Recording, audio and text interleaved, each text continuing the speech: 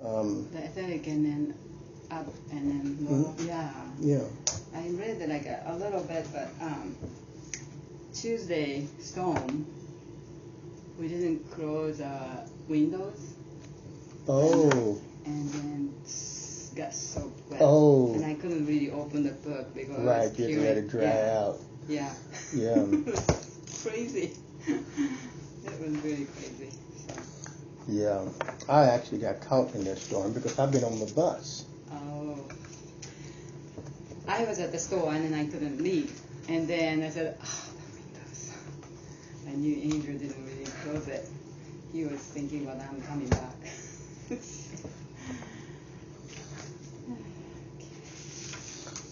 So I have it all outlined here.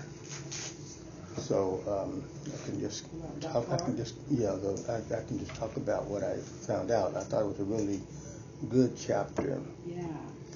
And so what he basically does, as he says, he looks at how the different types of ether are manifesting in the body, in the head, and in the wheel in early life, in early childhood. Yeah. And so he talks about the fact that physiologically you have this opposite between the head and the wheel, where the warmth ether is in the center. It's in the center. And then, of course, in the wheel, it's the skin, so it's the outer. Mm-hmm. And how the light ether then is very much in the head. It's sort of the brain tissue itself, and how in the wheel, the light ether is the sense organs. And then the chemical ether, of course, is the cerebral spinal fluid, and those other liquids, the blood and whatnot, which are operating in the head. But then in the body, of course, it's the muscle tissues and things that help help the body move. It's the movement organization. And then the life ether in the head, of course, is the skull. And the life ether in the wheel would be the bones, the bone structure, which is basically that which allows us to move into the world, our bone structure. And so then what he does, though, he talks about the functioning of these and how they interact. Yeah, that was like a upper and a lower relationship. Mm-hmm. Yeah. Right. The ether part, yeah, that what you're talking about, that this part wasn't easy for me. Right. Like he just shows in the diagram how the warmth ether is this inner part of the brain, and but it's the skin, so it's the outer part in the wheel. And just as I just went over, and then how the light ether is basically the inner brain activity, and then it's he has it down there as air, but it's the senses, the sense organs. That's what he talks about, and he talks about and how it manifests in the wheel is through the sense organs. And then, of course, he talks about the chemical ether, which is the cerebral spinal fluid, and how that is the muscular and tendons and things like that. And then the life ether is the skull, and then the bone. That part I can understand, like a bone, and then also warmth ether in the center and warmth ether periphery. Mm-hmm. Then he also talks about how the life processes then are the tools by which the life ether does its work. And he makes the important distinction that the life processes are not the same as the organ systems.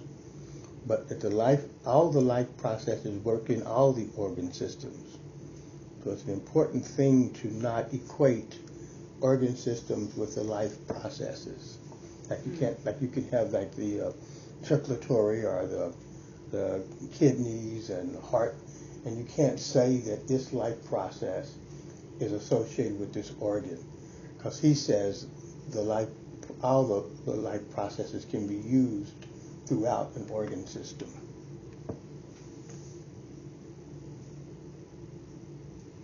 So I think that's been one of the little bit of confusion that I've met in the past, is I think people have tried to equate the 7 life processes with 7 organ systems. Yeah, he talks about before. Right. And so the other big point he makes is that, of course, we already know this about the birthing down or growing down and the maturation up on the bottom and waking up. And he describes those, the birthing etheric, which is the forming force, leads to emancipation of the human eye.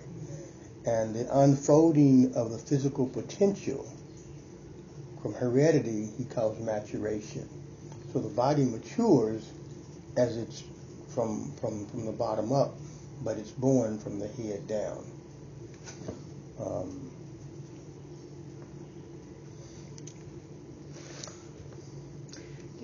Before that's I think it's ether also. Ether have an influence to the organ, but not really functioning the organ, right? Right. Is that also because of heredity too? Heredity. Remember we talked before about the puzzle image, where when you put the puzzle together, there's already the shape of the puzzle pieces.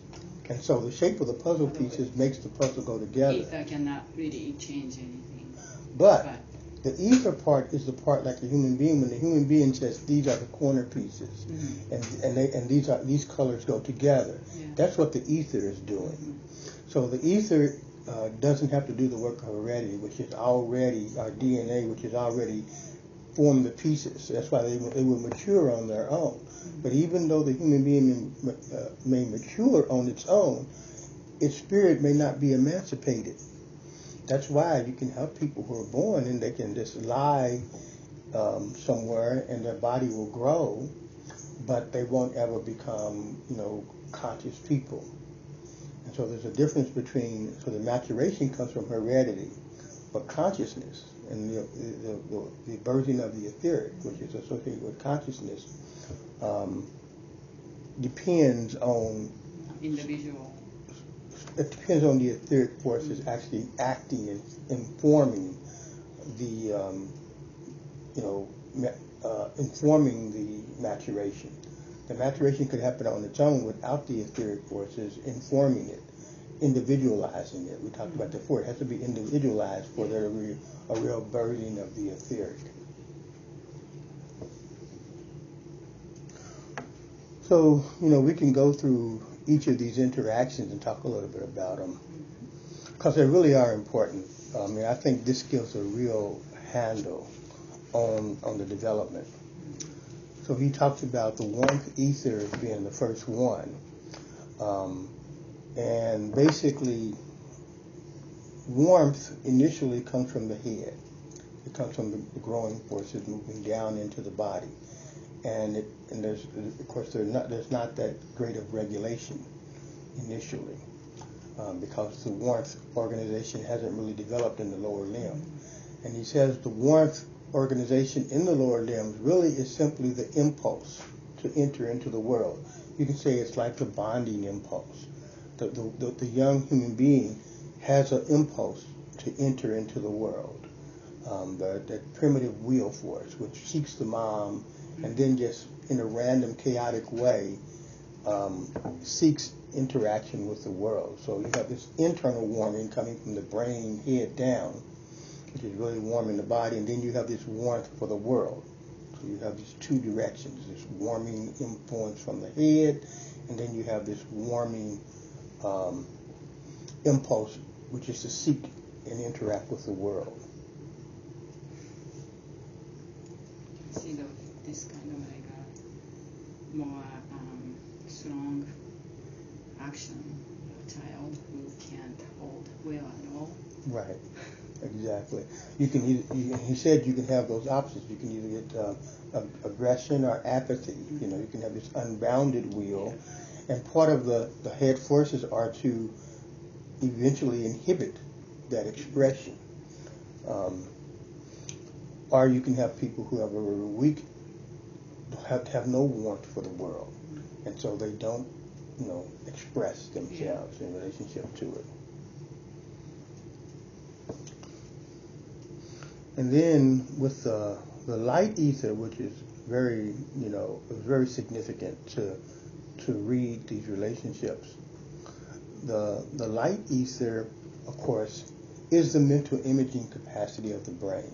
So in our brain, we have this capacity for mental imaging, which comes with us from the previous life. That's why the head, he talks about how the head is pretty close to completely formed when we're born in terms of its functioning. It grows and matures, but its functioning is pretty much already there. And then, but the mirror, the mental imaging of the brain, the capacity depends on the senses. It depends on the human being receiving the sense data from the world, so it can develop its percepts. And he talks about the whole reason for all of this is, of course, to present to the soul, the world, to present a picture of the world to the soul, so that it can do its work on those pictures.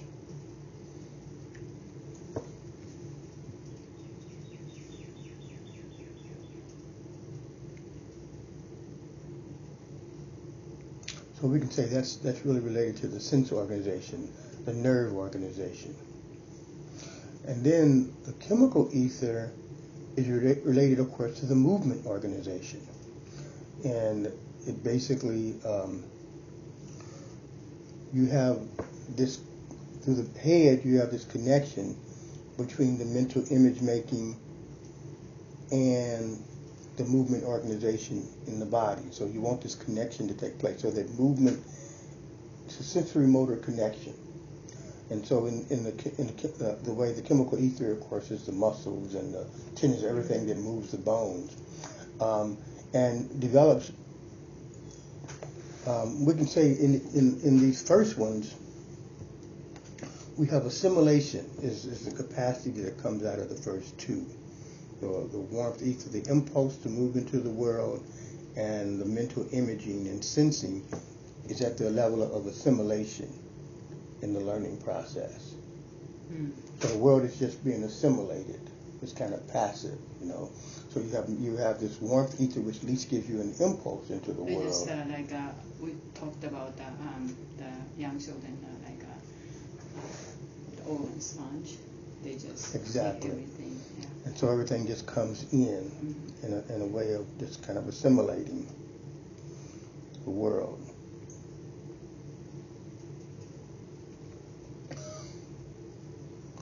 But then the capacity for accommodation and imitation comes through the chemical ether, the work of the chemical ether, and sort of the light ether together. So you kind of have the first two work on assimilation together, but then the next two work on accommodation. So that now you're simply not just taking things in as a sponge, but you're inhibiting some of those impulses that you might have toward the world, and creating the resources, the behavioral resources for imagination. For imitation. So in a way, accommodation can be associated with the behavioral resources for imitation.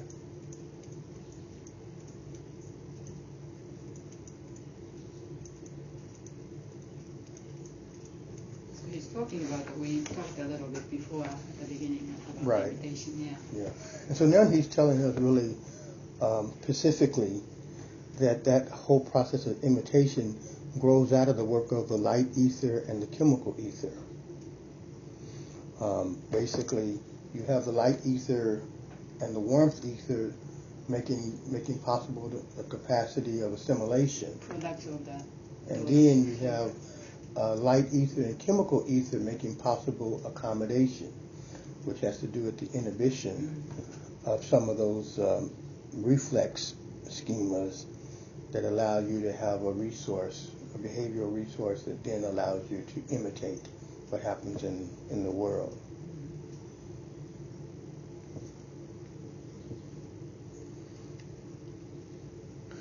And then, of course, the last part of that, in terms of the life ether, that is really the part that it works on the head inhibits, your behavior, and the tendency in the wheel is for expression. So you have inhibition and expression. The head will tend to inhibit that chaotic movement, and so therefore making it productive movement, as it does with the skull itself. It inhibits the growth, and the wheel will tend for expression, and so you have the tension between the life ether in the wheel seeking expression, and the life ether in the head seeking inhibition, to inhibit. So if balanced well, then good action will come out. Right, exactly. Something will be presented to the soul that will reflect the destiny of the child, because see, the soul is trying to make this picture of the world by developing the body so that it can then recognize opportunities for the spirit forces, the destiny of the spirit, to come through. So you have this body building in the etheric and the physical world, building up this medium of interaction with the world for the soul. And then the soul, out of that information that it gets through that medium, can then, through the body, manifest the destiny that's coming through the spirit.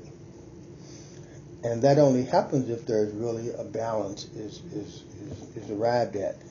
Because if there's an imbalance between the hereditary forces have to mature in their potential. Say, for instance, somehow the spiritual forces came through and inhibited the hereditary forces too early.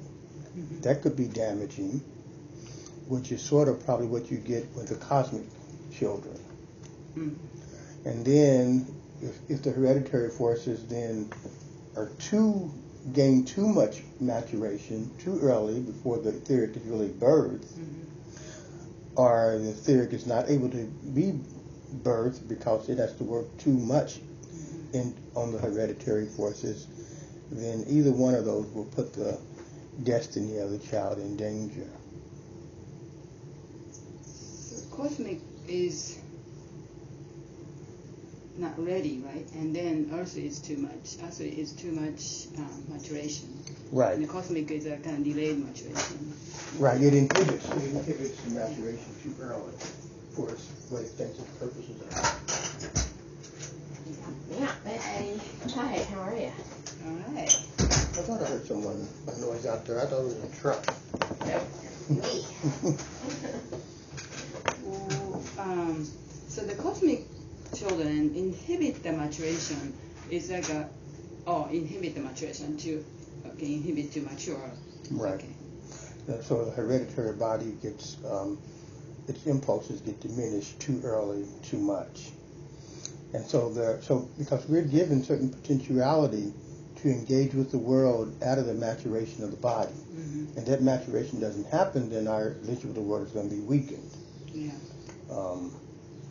And so we want that to happen. It's almost like one example could be, say, if the fontanelles, the soft places in the brain, if they covered over too soon. That would be like those forces bringing the maturation. In that case, they're not inhibiting the maturation, but because the formation of the skull is an inhibiting element, so it inhibits. So if the skull forms too quickly, it will inhibit the maturation of the brain. Oh, that's a cosmic? Mm-hmm. Oh.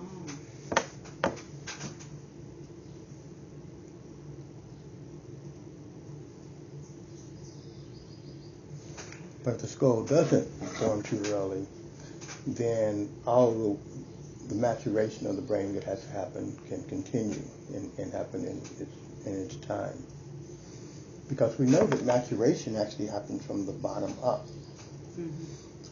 So even though, there isn't a lot of maturation to happen up here, because most of the brain is complete at birth, but there's still the maturation here is slow in the brain. Mm-hmm. And so it But needs more also the time. maturation from the bottom takes a long time, up to 21. Right, exactly. So, yeah. so you want to really let that. We don't want to inhibit that maturation too early, and the cosmic forces will do that, because that's what they're coming in to do. Because they'll think that they have to achieve this forming, because they're forming the body, and they will be trying to form the body too early. Another thing that's occurred to me that I didn't talk much about, of course, is the other element in the chemical ether and in the movement organization is that initially the chemical ether is working on forming, the limbs in the lower body. But of course, that when the etheric begins to be born, then those forces become available for speech. So it goes from forming the body until as it finishes that job, those forces become available for speech, and then of course for thinking. Yeah, but it's a tendency the young children, speak so early nowadays. Right. Just amazing, like 2 years old, how they speak complete sentences. Which means, again, that's probably tending to be a cosmic thing, because that means that they basically have inhibited the maturation to utilize those forces for speech, maybe earlier than they should, or for more speech than they should be doing. Because all of those forces that should be still working on the maturation of the body, in terms of the use of speech. It's not really the capacity for speech that's a problem, but it's the use of speech. The capacity for speech, of course, develops in its own time. Now, you can't necessarily say someone developed the capacity too early. So they can't express themselves with the other part. That's why they use words. Right, exactly. Right. There should have been a maturation of potential, more potential in the will forces. Because usually what happens with the development of speech is that the will is inhibited, but out of that will, if it's matured to the proper place, then there will be a feeling response, and so that speech will bring them into the world. Yeah. But usually the feeling response is not quite there. It's a little bit of a more dead speech that comes. So it doesn't really arise out of the maturation of the will. Yeah. And then it being inhibited at exactly the right time, so that the feeling just emerges. Okay, I was kind of thinking about it's like a I don't know, it's a kind of like a opposite way, because I thought they don't have enough. It's maybe same. They don't have enough will, and it just all use only words, and then they don't really do things. Right. Exactly, because it's saying the will hasn't matured. So he makes an important point here, is that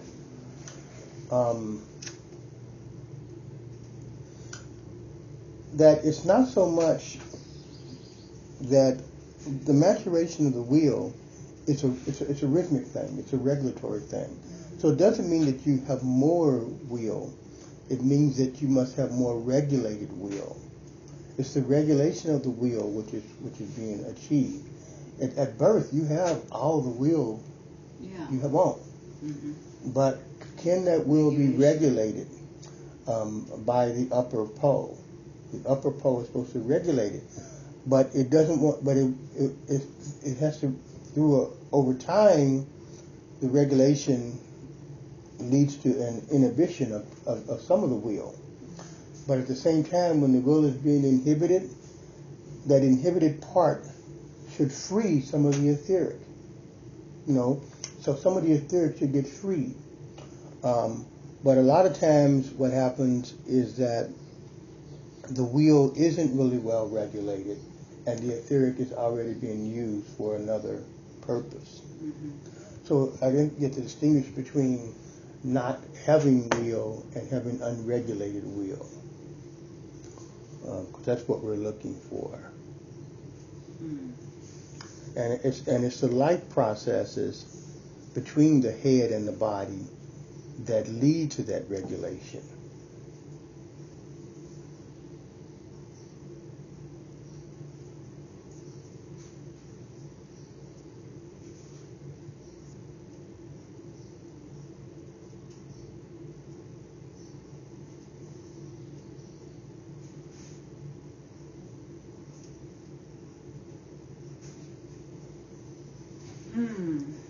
Yeah, it's a very kind of like a clear example. I had one child here. We were talking about will expression and imitation, because she her like understanding or connecting to about things, the picture forming is very delaying. Mm-hmm. And then, just can't hold the will at all. Right, exactly. Yeah. And then other child is, this one is a very heavy cosmic. To me, it's a heavy cosmic child, but it just can't stop talking about explaining things. Right, exactly. But I think it's also I don't really know hereditary. Hereditary maybe he's cosmic, Mm-hmm. but the parents is just the environment is just Right. information, and information. They're making that cosmic tendency dysfunctional. Mm-hmm. Obviously we all come in with a tendency, and that tendency then, if the soul receives proper impressions from the world, Mm-hmm. then the soul will work with that cosmic tendency in a proper way. Yeah. But if we as the guides in the environment, we can cause the soul not to be informed appropriately about, how to work with it cosmically in the world. And so if parents tend to be talkers to a child who's cosmic, then the will forces will be unregulated and therefore will not have capacity for expression. See, it is also challenging how we can explain parents and what kind of recommendation we'll give. I don't know. I didn't really say much, but I said if he's doing his handwork, just as much as possible, just let him not speech or don't talk him too much. Mm-hmm. Just let him just use without verbal expression. And they need to give him some examples to imitate. They need to be doing some work in his environment, and they should be more physical with him. They should wrestle with him. They should get on the floor with him. They should encourage him, and they should try to create more rhythm in their life and bring attention to rhythm. It's really a question, not so much, in some ways when a child is early, the focus doesn't need to be so much on the child, as how the parent interacts with the child. Mm-hmm. And so if they can just be more in the wheel themselves, you know, then the child will get that impression and imitate it. Yeah. But it's usually the parents are not in the wheel. They're bringing the child into the head versus too much. And then the child has a kind of like a really achieving will he has, because if he wants to succeed, he really tries and tries and tries. Right. But also, at the beginning, he really want us to help, help me, Right. because I really want to achieve that. Exactly. Yeah. So he's already oriented not toward the rhythm and the activity are not what important, but the end result are already, and that's typical cosmic headed. Yeah. The thing about a cosmic headed person or a child is that they have already, they're bringing in a picture, a strong picture of the world, and they want to impose that picture on the world. And they impose it, so they want to set that picture in the world. It's a unconscious picture, but they already know they want the world to be a certain way. And they do it with speech. They try to insist with their speech that the world is a certain way. And so, in that they're trying to impose something on the world, you, in a way, almost have to have them exhaust that. So you don't want to push up against it, You want to, okay, so this is the way the world is, so then give them an opportunity to create that without any judgment or any condition, because they will resist. Really, they don't want to act, they don't want to do anything. They just want to impose that picture, and so you have to say, well, so if they say it's this way, if you can find a way to turn that into a physical activity, whatever the picture they have is. I can't think of a good example right now. Yeah, so that's another. It's hard part is if he cannot get what he, achieve or want to get, it's lots of upsetting, and then they just throw up. Right. Just get upset and then throw up. Yeah. And that's basically not breathing, because basically what usually happens is we get what we want through a breathing process. We breathe toward it. We don't just jump from here to there. Yeah. We can just have this rhythmic process. We go in and out and in and out. It's like we do. We work. We have these rhythms of achievement, and so that's really a thing to work on the breath. Yeah. And too early feeling life does that. It causes anxiety in the breathing. Because when the feelings woke up too early, then the child's breathing is affected by that. But so what you want to happen in that situation is somehow, it's kind of hard to know without an example, but in the moment you want to think of how you can get the child to breathe. That doesn't necessarily say breathe, but what you can do in the world that can get the child to breathe. I did have a child like this the other day. Child's about 4 years old, and they will have a tendency, if they're allowed, to explode off. In a way, they will be overwhelmed by the will, because they're usually in their head, and then their head shuts down and they're chaotic. They're like babies again, because they're not being regulated. Yeah. So but actually most of the time they're being very regulated, and then they're not being regulated for some reason. They get an excuse and they explode. So I was actually cleaning up at the daycare, and this one little boy, I started hearing a ruckus in the older children's classroom. And what had happened, a parent had come, and the father doesn't have much influence, doesn't have much control. I don't want to use that word, but control over the daughter. So the daughter sort of began to be very chaotic, and that passed on. There were only 2 children left. That passed on to the other 2 children, and they were being chaotic. I came in the room. This one little boy was on the floor, holding the father's leg. It wasn't his father. And the other child was running around, and his child was running around the room. And the teacher, no one was doing anything, And so I had to get him, so I started talking to the daughter. I said, okay, it's time to leave. Goodbye, Jocelyn. Moving Jocelyn out the door. And then I could say to him, Jocelyn's leaving now, so we got to let her father go, And then finally they got out the door, but then he was acting like a dog, and ran really quickly out the door behind him like he was a dog, out of the room. Mm. And at that point I said, we may find a place for the dog. Well, I don't know if I said the dog house or what. I wanted him to take a rest in the dog house, and he got very upset and didn't want to take a rest in the dog house, and he started saying, I won't do it anymore, I won't do it anymore, I won't do it anymore.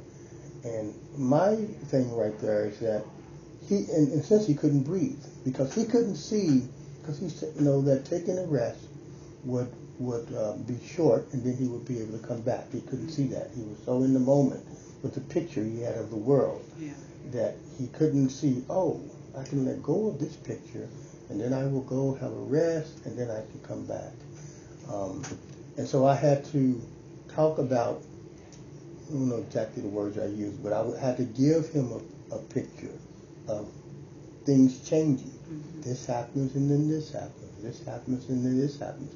And once he was able to get that picture, he was able to sit down. But before that, he just could not have a scenario where there was any transformation. Breathing is how you can feel the sense of transformation. He saw things being stuck because he was in that place. Mm-hmm. But it's really interesting because in that case, he was really in his wheel forces, but not really. It was unregulated wheel. Mm-hmm. He had died, went backwards to a younger stage. And I guess that's a good thing to understand. He didn't really mature through that young stage. Mm-hmm. So when he lost his control, his cognitive control, there he was, back acting like an infant, just crying and out of control.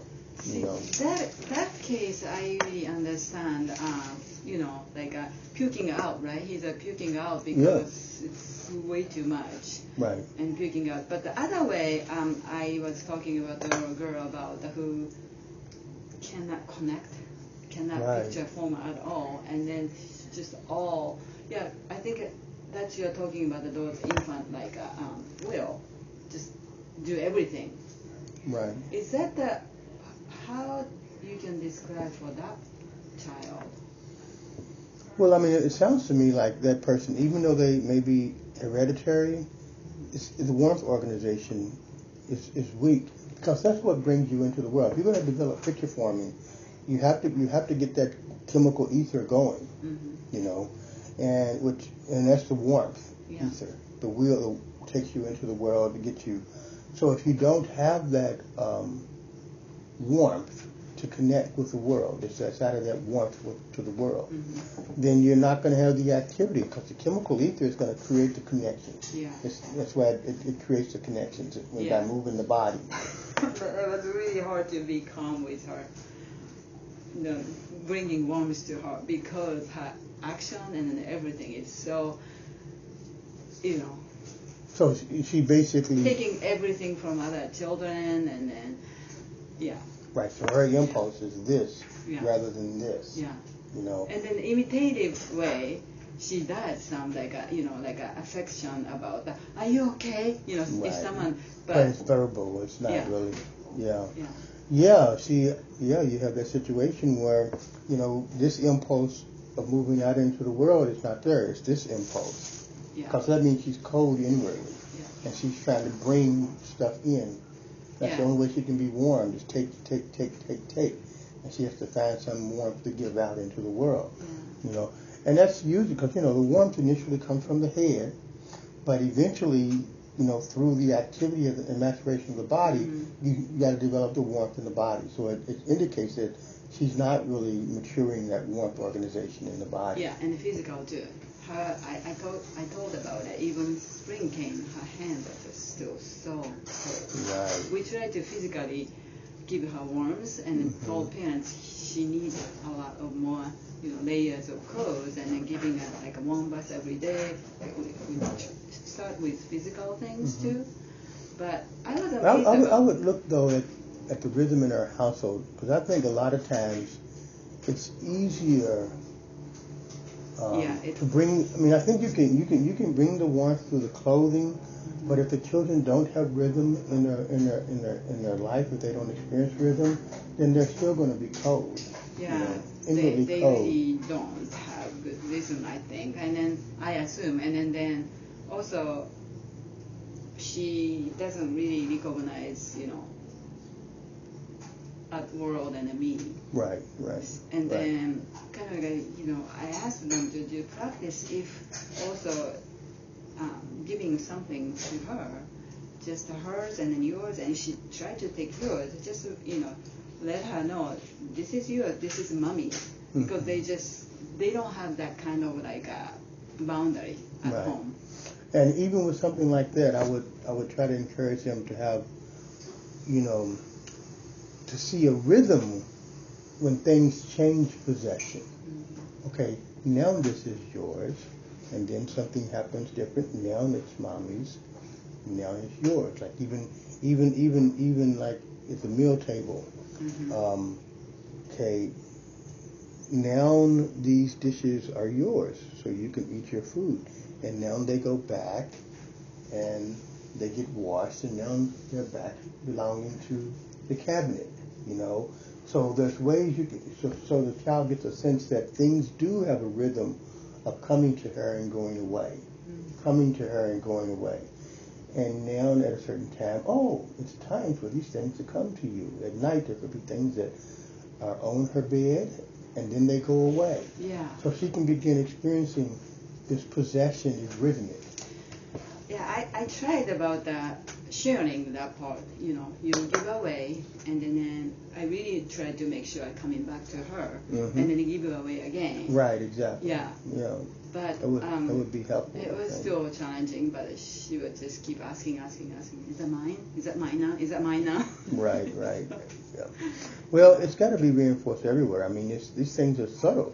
I mean, and if her life generally doesn't have rhythm, it's like in a way the child is going to be saying, they won't say it out loud, but they're thinking on a soul level that you're lying, because I know this isn't true, because at home it's not true, or there isn't this rhythm really.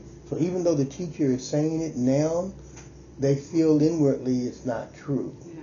So they have to experience the truth of that, and the truth of that is going to be mostly with the parents.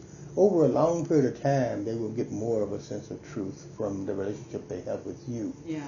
But initially, the truth is going to come out in the relationship they have with their parents. So that case, I have one other burning question about that. Like a kindergarten already doing those things. If child hits someone, and then they'll draw a picture for child, and then give to the child as I mean, the reason, of course, you're doing that is just to have the children act in their will in a counter way. Yeah. The thing is, again, a lot of times that could be something they could do at home with their parents. Because I started doing it in the upper grades. I started doing it, making sure all restorative work was done at home. Yeah. I'm doing classroom management, but restorative work should be an impulse out of the home. So I used to have children go home and talk to their parents and come up with a way that you're going to restore, do something to make up for this. And so with young children, it may be a thing that the parents should sit down and but draw a picture of whatever happened in the day, and they can bring it back from home, to the next day. I think that would live more deeply in the child than having them do it at school. They could do it at school too, but they can also do it at home. Yeah, but do you think that's really fit my age children? Not necessarily. I don't know. Okay. I don't think so. I just wanted to make sure. I thought this is not really 3 years old doing it. Yeah. Right. But no, I don't. No, 3 years old drawing a picture. And they have no memory at all. If Right. they hit someone, at the end of the day, they don't remember if Right. he hit someone. Yeah. But there is a thing of bringing something. In a sense, the memory isn't important if the next day they bring something to the child. So without even talking about what happened the day before, you can still create some warmth there. So the parent doesn't have to go home and talk about it or anything. But the next day, the parent can just say, you know what, we're going to bring something, for Josh. Let's give this to Josh today. And the parent just brings that image of Josh in the home life where the child feels comfortable. So now Josh doesn't only exist at school, but Josh exists in the home life because the parents brought him up. And then the next day, without even referring to what happened the day before, they can bring something in the wheel. Because it's got the warmth is always, it's the wheel forces. And so they can have an impulse that's coming also out of their home, because that's how you're going to get the hereditary, the maturation part, That's how it's going to be in the body. Relationship with the family, in the home life, is how something's going to live here, and not just live here.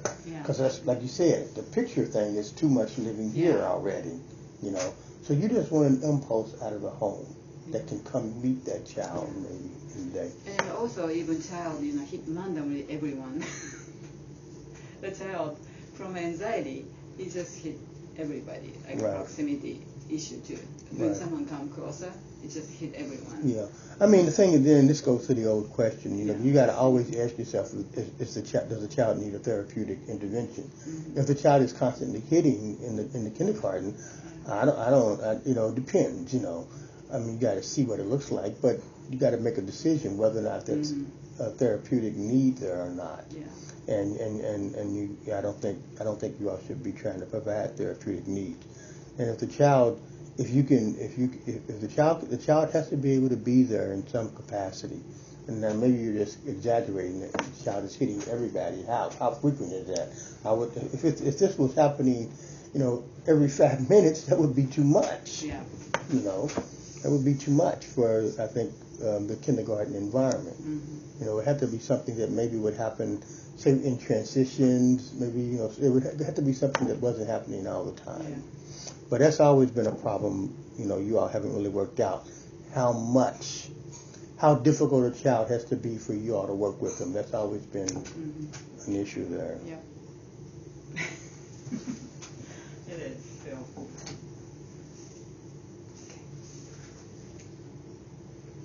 Yeah, this is really good. I'm looking forward to the census, reading more on the census now, because I think that the census are going to give more access to this understanding, because the census are what we work through, and I think when maybe through the census he will develop more concrete avenues of intervention. This is a really great picture to have this picture, because it gives me a clear picture. I said the facilitation of the learning and life process. So basically what you're showing is that both learning processes and life processes can be connected to assimilation, accommodation, and compensation. And then we can connect these to these interactions between the etheric forces. So assimilation is the warmth ether, the warmth ether and the life ether. Accommodation is the life ether and the chemical ether. That's really actually you can even put these two together for assimilation and these two together for accommodation. The chemical and the life ether for accommodation. So you can directly look at a child and say, if the child is behavior is too focused on assimilation, and they're not regulating or making any adjustments, then there's probably a lack of development in the warmth ether and the light ether. And you can go back and see what you have to do with those, because this will be that initial warmth and bonding with the environment, and the light ether would be the initial sensory access to the world. You can work with those.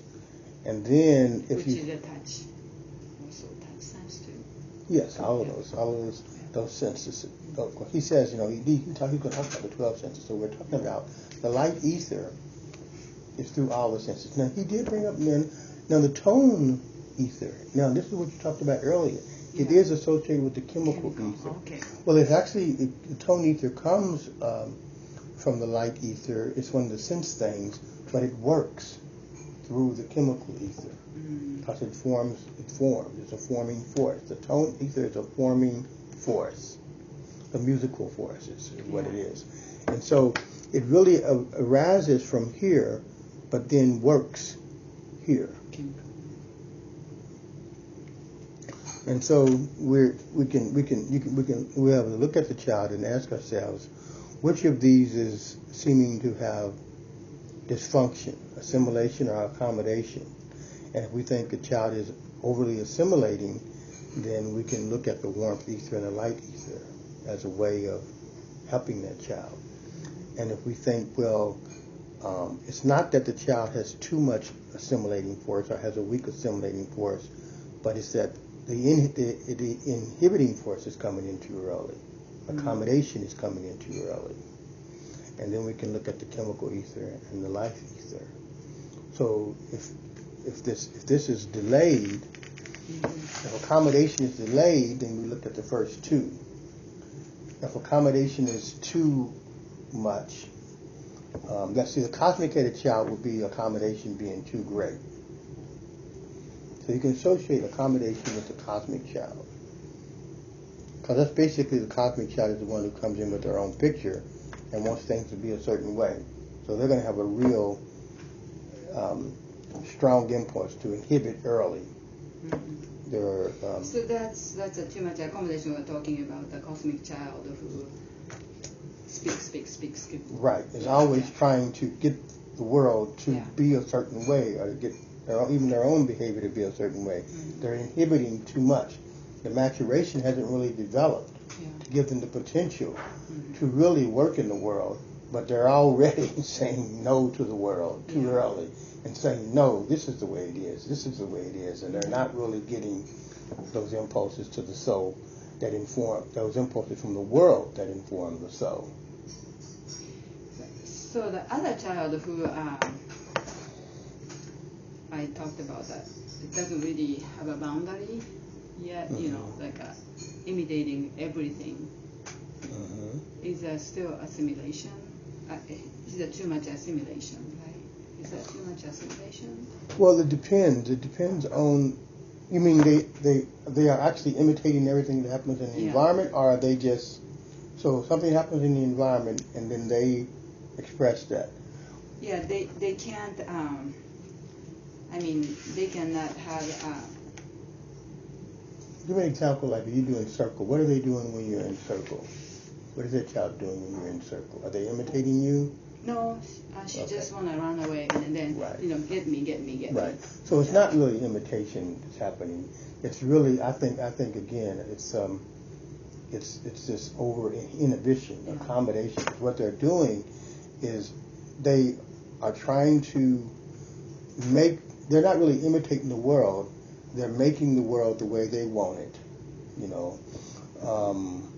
Yeah, it is funny things. It's a little confusing because she imitates very, very well about when I gesture things like if child is talking too much, I just ask them to just go back there, other chair, and then bring your quiet voice back. So I gesture that, and then she does to other children. And I have an example. This is an older boy. He's in the first grade, and they're the kind of children who are usually telling on people and trying to make things the way they're supposed to be all the time. Yeah. And really that's all the time. Yeah, and that's really cosmic. It's not really imitating. Okay. It's really they certain things speak to their picture, and if it speaks to their picture, then they will do that. So if you give them a resource which speaks to their picture, then they'll start saying that or doing that all the time. They'll be telling the other children, this is the way it is. They can't focus themselves. It's always looking at other children too. Right, exactly. What to do. Exactly. So they're not receiving anything from the world. They're just telling the world how it should be organized. And so, and if you give them a resource to more organize the world in the way they want to, then they will repeat that resource. So if you say something like, you give a gesture or something verbally that they decide fits their worldview, then they will use it over and over again. It may look like imitation, but it's really just that you have given them something that fits, was really confusing that fits because their worldview. She imitates so well. Also, she imitates her brother, newborn brother's crying almost amazingly. Right. Well, why would you do that? That's really her bringing something to the world out of that. It's really a kind of regurgitation more. What? It's not really imitation, it's regurgitation. Regurgitation? Yeah, because what she's doing is she gets that crying from her brother, and then she regurgitates it in a way that serves her.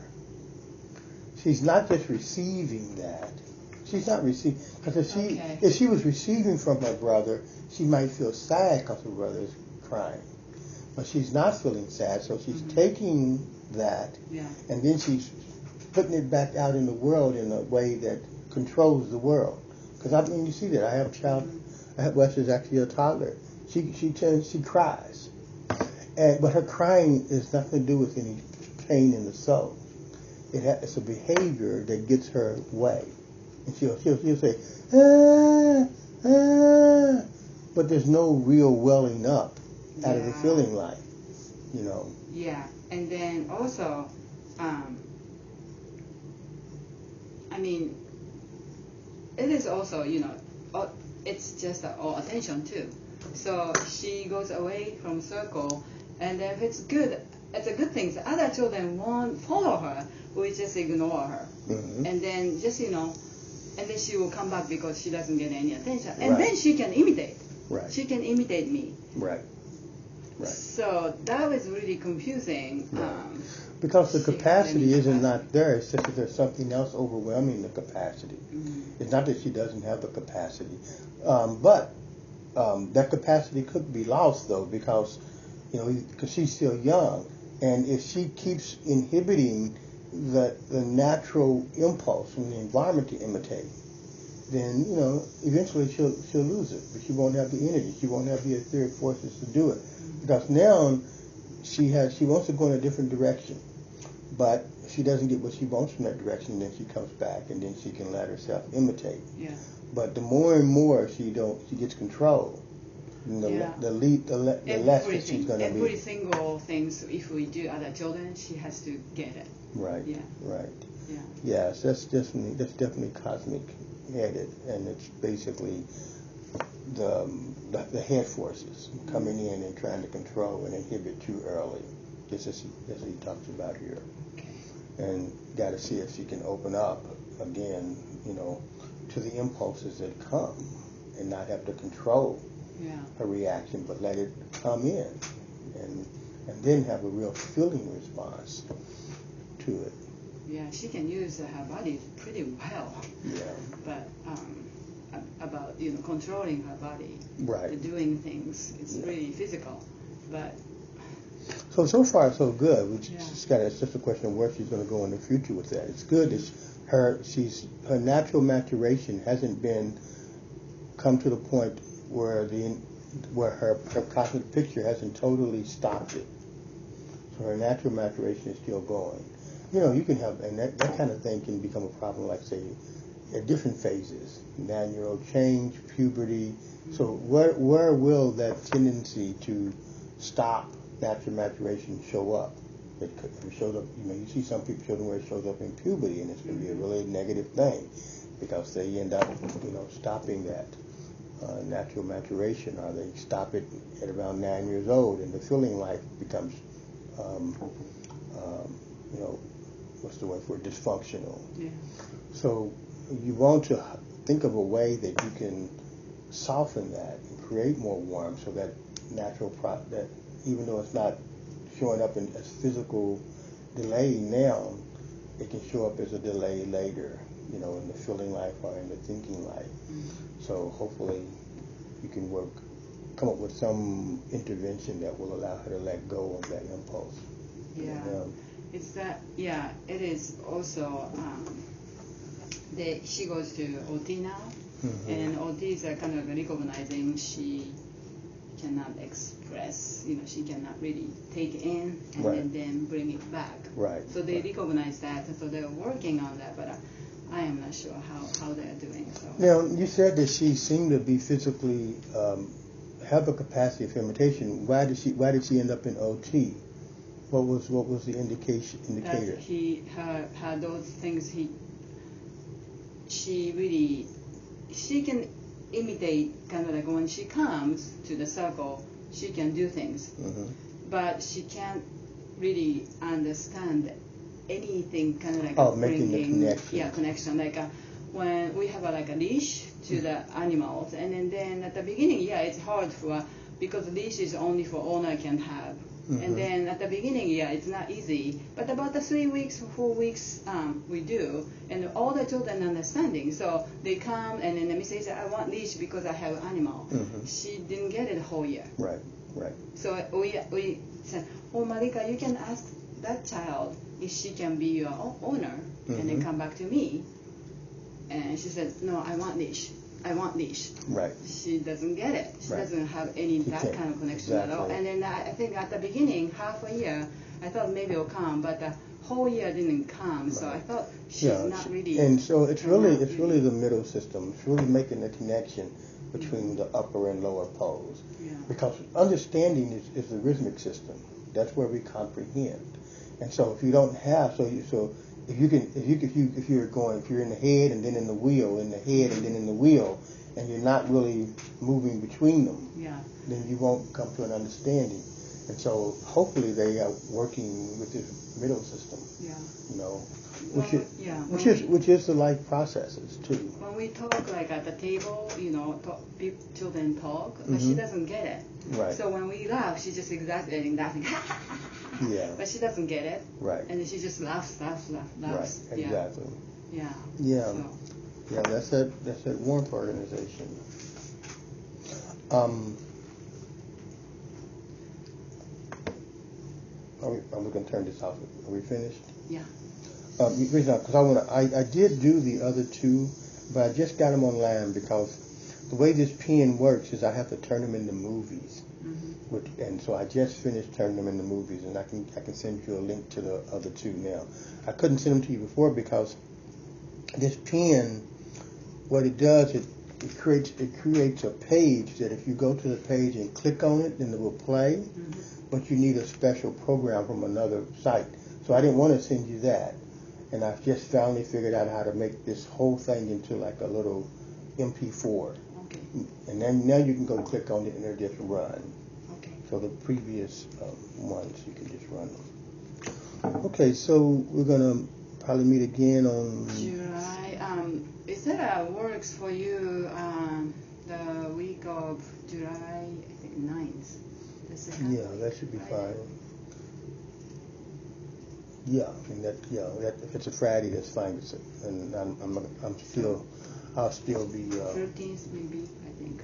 So the 13th. 13th or 14th, something like that. Okay, as long as I know I have an appointment on the 11th, but I think it's in the afternoon. So so everything else is fine. Okay.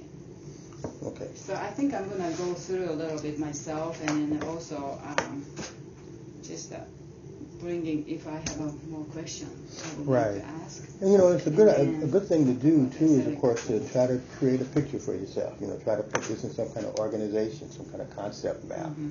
Yeah, that's also challenging too. Okay. So challenging part. And then if we're gonna do I think the senses. Right. I would like to have another lecture about the senses. Well, we were talking about we're going to do the 4 this session, and then maybe 3 kind of like my classroom talk. But I would like to also finish the senses part too. Okay. You think that'll take? I haven't read through the whole thing. Yeah, so. I haven't read the senses at all. Right. I read about the lower part, upper part a while ago. So, but I haven't read it recently. So. Right. So we can see how much it will take to get through the senses. So I think I would like to do the sense part with you as a lecture. Right. Yeah. Okay. Because that's really feels like connecting everything. But yeah. Maybe we read more and then more going. We'll see. Still. Okay. So I was trying to read the before that I read it long time ago before, and it was really hard for me to understand. That was much many years ago when I bought this book long time ago. So. I'm too bad this book is not. It doesn't seem to be available anymore. It's very expensive. I don't know why. That's too bad. Yeah. And then also it's really school. Great book. And usually a book like this, which seems to be such a good book, it seems like it'd be they'd be still publishing it, and it wouldn't be so much. Yeah, I don't But when I looked for it, I couldn't find it except, by an owner. They were asking $58. The Yeah. cheapest was $58. Something we are studying like essential. I will bring a book. We are studying about the just aesthetic, about the classroom and an aesthetic. He talks about how teacher hold the aesthetic in the classroom, and then the relationship to the children, those things. We are something Bluebird. I forgot the first name. And I forgot to turn this off properly. yeah.